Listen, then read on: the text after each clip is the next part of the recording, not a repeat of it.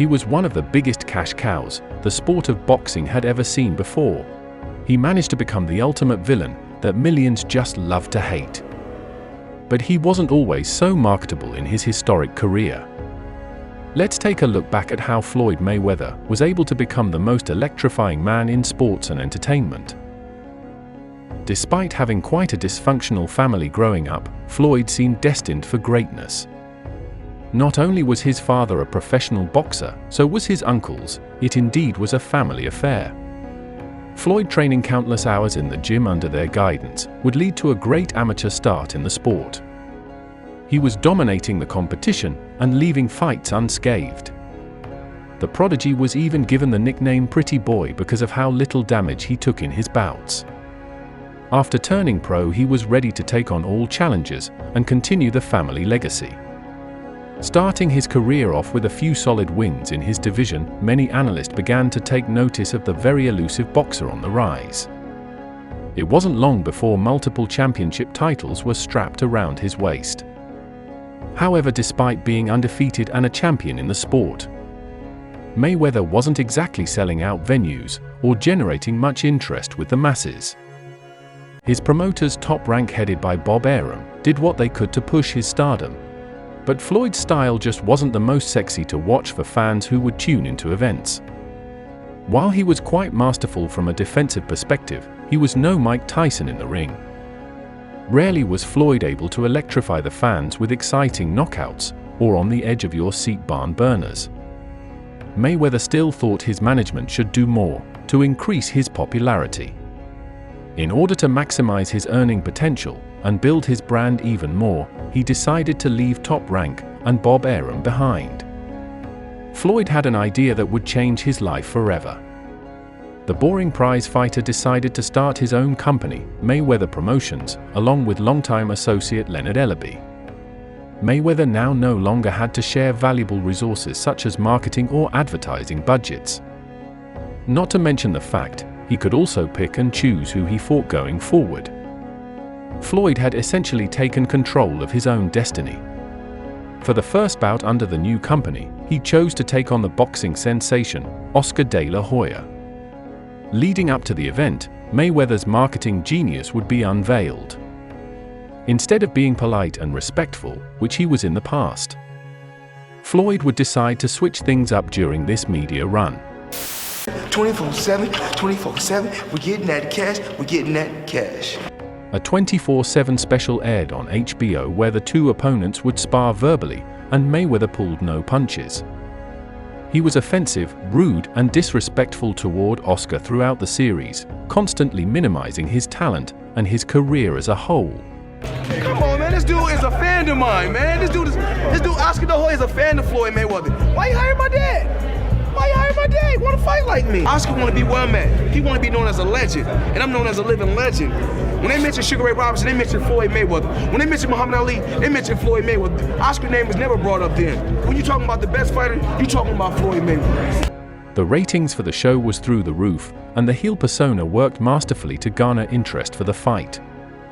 And during the match itself, the self-promotion continued to be put on display, as Mayweather did what would be deemed very disrespectful by most.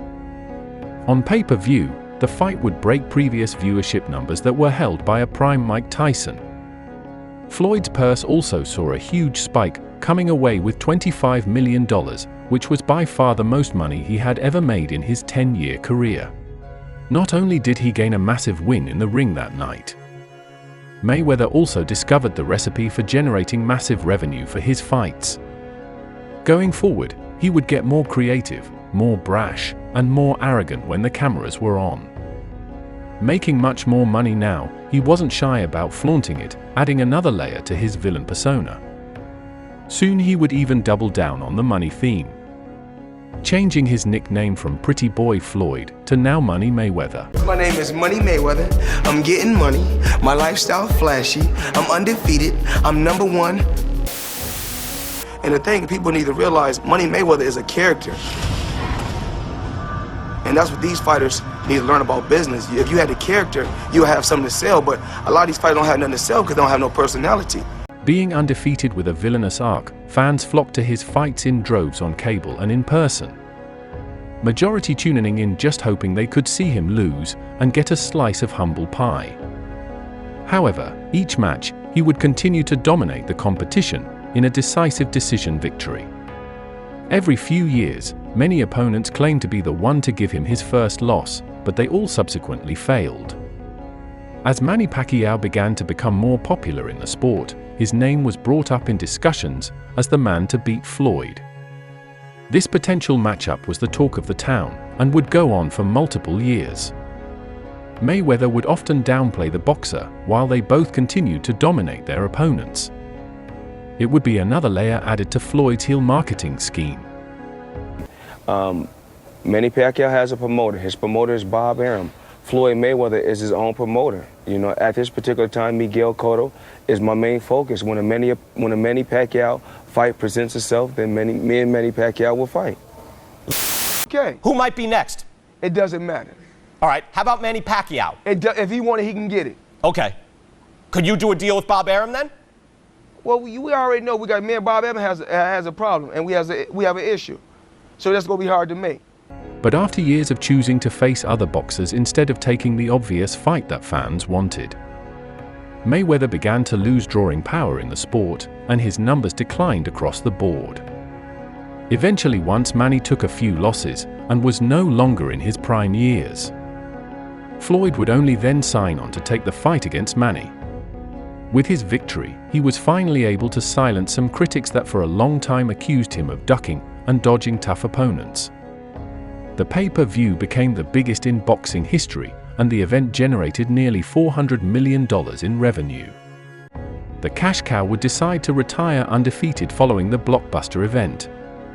But Floyd had one more trick up his sleeve before he truly would call it quits. UFC's Conor McGregor had become a massive star in mixed martial arts. The Irishman adopted the marketing style that Mayweather had pioneered years earlier.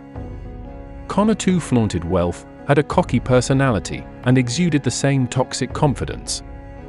And the thing people need to realize, Money Mayweather is a character, and that's what these fighters need to learn about business. If you had a character, you'll have something to sell, but a lot of these fighters don't have nothing to sell because they don't have no personality. Like it worked for Floyd, it also worked the same for McGregor. His UFC events made millions by tickets and purchase of pay-per-views, thanks to his over-the-top promotional style. The very humorous McGregor began searching for a massive payday he had yet to earn fighting under the UFC umbrella. Despite being in an exclusive deal, he continued to call out the retired boxing legend. Mayweather knew what sort of traction a fight with UFC's biggest star could do financially. UFC President Dana White and Mayweather struck a deal that many thought was impossible, but money talked in the end. In the age of social media, the two kings of trash talk would go viral over and over during the promotion of the fight. The event drew massive attention, and both men walked away as winners. Conor had the biggest payday of his life, and Mayweather capped off his professional career undefeated and with a massive retirement fund. But what do you think about this story? Was Floyd a marketing genius and perhaps the best promoter of all time? Leave a comment below and let me know.